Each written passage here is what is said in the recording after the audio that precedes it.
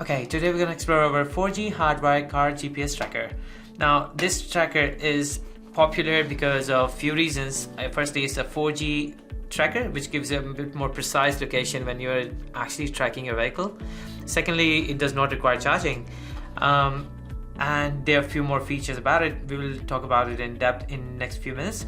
Let's look into the box first. On one side of the tracker, you get the tracker box. You actually get the actual unit, which is this one here. And the other compartment has got a few bits and pieces, such as the panic button, a relay switch, and the actual wiring cable. Okay, looking into the components which you get inside the box, the first thing that we're going to start from here onwards. So the first thing we got is the wiring. Now, this wiring is long enough to easily fit into a sedan or a mini SUV or even a truck. When you want to extend it, you can always extend it. But the most important thing is the colors of the wire.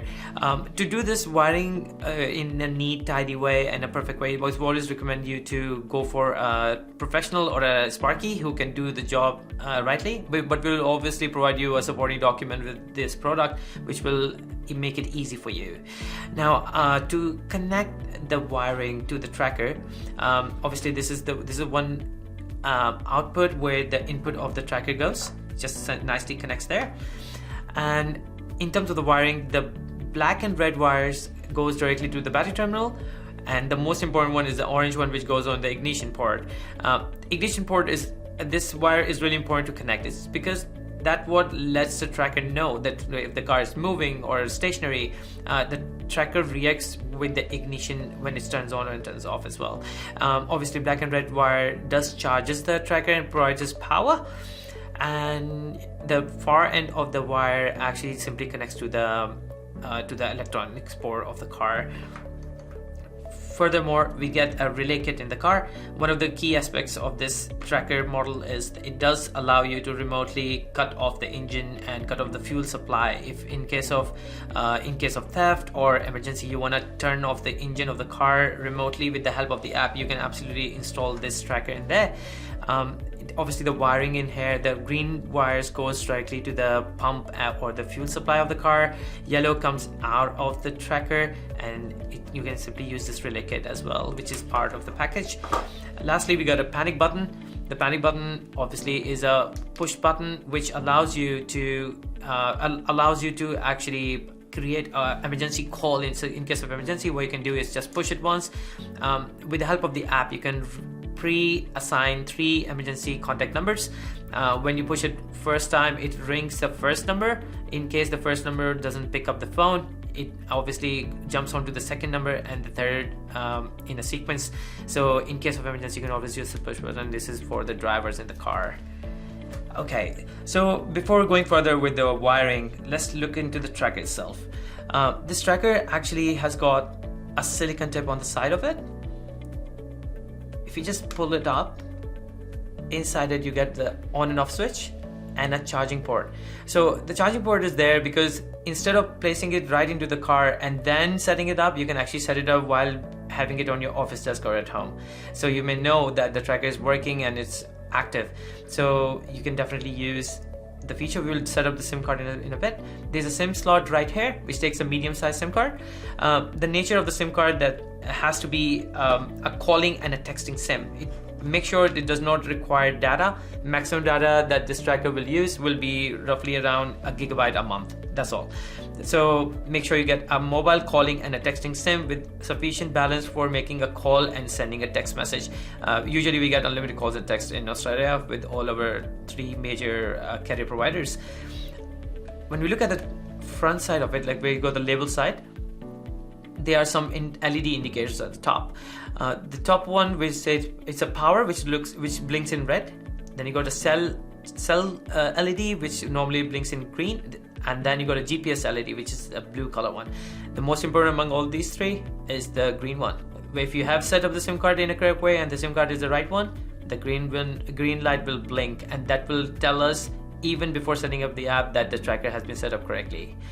Other than that, you get a QR code at the bottom, which you will be scanning on the app to bind it with your phone, with your app account. We will talk about it in a bit.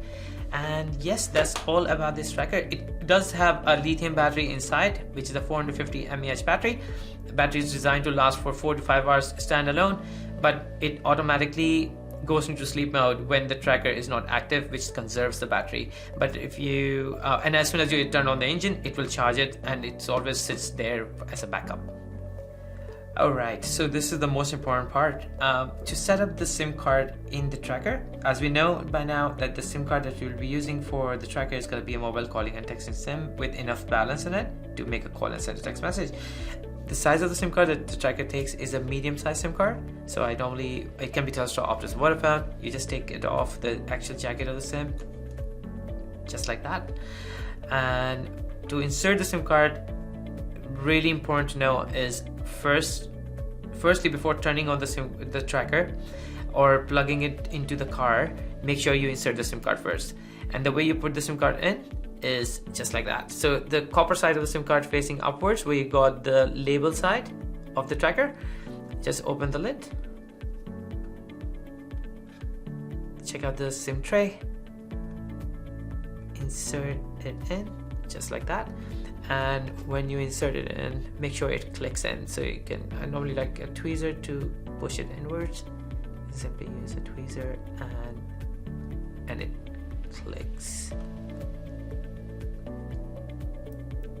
in nicely. And when it clicks in, it nicely sits inside. Once that's done, before turning on the tracker, plug it to the wiring of the tracker, which is coming from the car, plug them together. You will find 2 arrow signs on it which will tell you that it's been done correctly. And once that's done, turn the tracker on. Now by this time I've already saved the mobile number of the SIM card, activated SIM card on my phone, and all I'm going to do now is just wait to see the LED light just comes up. As previously explained, that there are 3 LED lights here. The most important one is the green light that flashes. So when you turn on the tracker, wait for 30 seconds, roughly 20 to 30 seconds, and those lights will start flashing. Now the most important one is the green one. So when you see the green light flashing, just like that.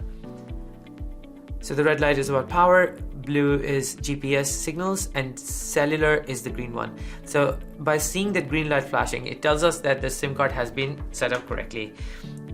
Before setting up the app, just make sure you send these SMS commands to the tracker. Now, since we set up the tracker on Telstra, it can be even Telstra, Optus, or Vodafone, whatever your choice is, depending on your lifestyle. If you are based in countryside and region and the metro, you can obviously go for Telstra. Otherwise, you can always use Optus or Vodafone based on their coverage. Now, for obviously the commands will come up on the screen, but the Vodafone APN, predefined APN command is apn, live.vodafone.com #. For Optus, it's apn, connect #. And for Telstra, it's apn, telstra.internet #. Well, once you have done the APN side, obviously depending on the SIM card you're using in the tracker, then the next few commands are GPS, DUP, on #. This command is used to enable GPS medium as well, along with the GSM medium, so which works like a backup on the tracker, just in case if your vehicle is moving into a location where GSM signals are poor. This next one is sends, 0 #, and that's about getting the real-time tracker all the time, so it may not give you any delays while tracking. And the last one is timer, 10, 10 #, which is basically allocating a time to the tracker. Every 10 seconds it updates its location while you're viewing it on the app. And this is where it completes the setup of the SMSs. We can now go ahead and set up the application. Alright, so now when we are ready to set up our application for the tracker, just go on App Store or Android Store and simply download a free application that comes with the tracker. It's called Tracksolid Pro. So Tracksolid Space Pro is the name of that. So you just download that free from the Android Store or App Store. Once you download the app, simply open it make sure you click on allow notifications, swipe it 3 times, click enter, agree and accept, and it comes to our first page. Now on this first page, right at the bottom left corner, you got a sign up button. Just click on that, click on OK, and it will open the page which will allow you to sign up. Top row says country, so you just make sure you select Australia. Once you select Australia, the second row requires your email address. You can use your personal email or your business email. You can simply enter it there, and then comes to verification code. On the verification code, there is a tiny arrow symbol facing towards right and a circle around it. Make sure you click on that, and it actually sends you a 6-digit PIN number to your email address, which you have set, which you're planning to set up on this app. Just go on that inbox and copy the 6-digit PIN number, paste it here, create your password, confirm the password by typing it again. Make sure you click on agree at the bottom and submit. As soon as you hit submit, your account will be created, and that will make you log into the app. Just come back to the main screen, enter your email and the password, and then click on login, and it will take you right into the first page. Okay, so once you log in with your email address and the password, it will take you straight to this page. You might see some pop-ups, notifications coming up. Make sure you click on allow while using the app. Every time any pop-up comes up, it's just to make the tracker and the app work efficiently. First page that comes up on the screen is this one, with which you get at the bottom home, list, alert, and profile. Just click on list, and you might not see any tracker added up there, so it's time to add it up. Just click on the plus sign on the top right corner. It comes up to this screen where it says enter IMEI. For your convenience, you can always click on the square symbol on the top right corner, and then Tracksolid Pro would like to access your camera, so just click OK, and your camera is ready. Now there are 2 ways of copying the IMEI. You got that IMEI number right at the bottom of your tracker. If you flip it over, there is an IMEI just right here, so either you can simply scan it from here, or you can use the box. At the bottom of your box, there is a barcode up here which actually matches the IMEI. Easier to scan it from here, so let me just use this barcode, or I can obviously use this barcode. So I can simply scan it using the camera, and it simply adds the tracker on the screen.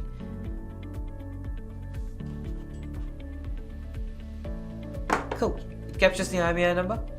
Make sure you click on add device, and once you hit add device, it will take us to the screen where it says add a device. This is a customizable screen. You can obviously make those changes, which it requires the rego number, driver's name, contact number, and the device icon which you'd like to look into.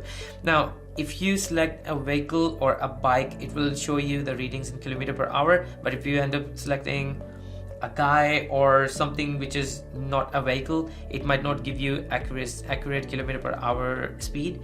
So make sure you choose the icon wisely depending on the vehicle you have. Let's say I got a sedan, I click the sedan's icon and click on save.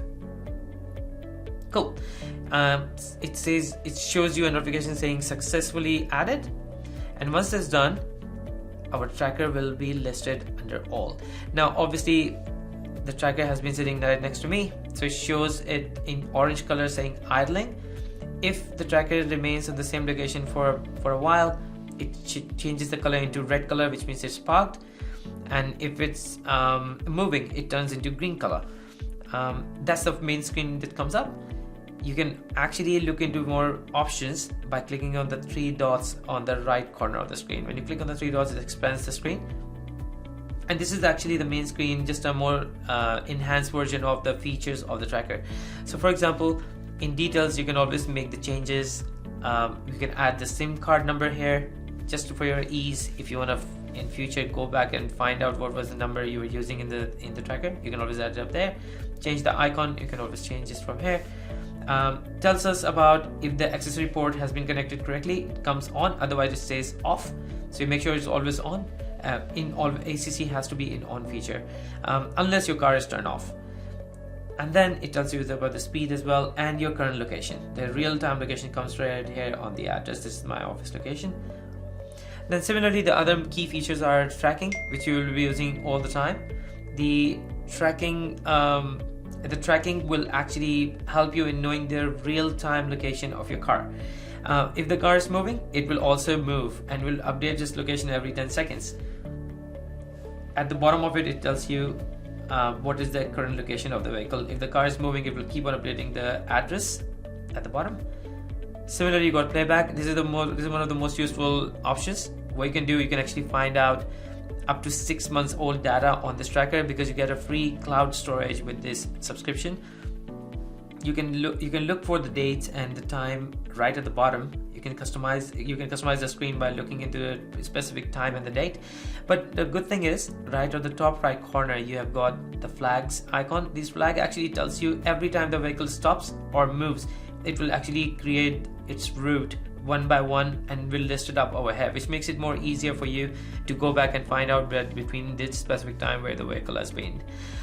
And furthermore, you got geofence, one of my favorites. What it does, you can actually click on the plus sign and you can allocate a circumference around the area you want to allocate it as a geofence.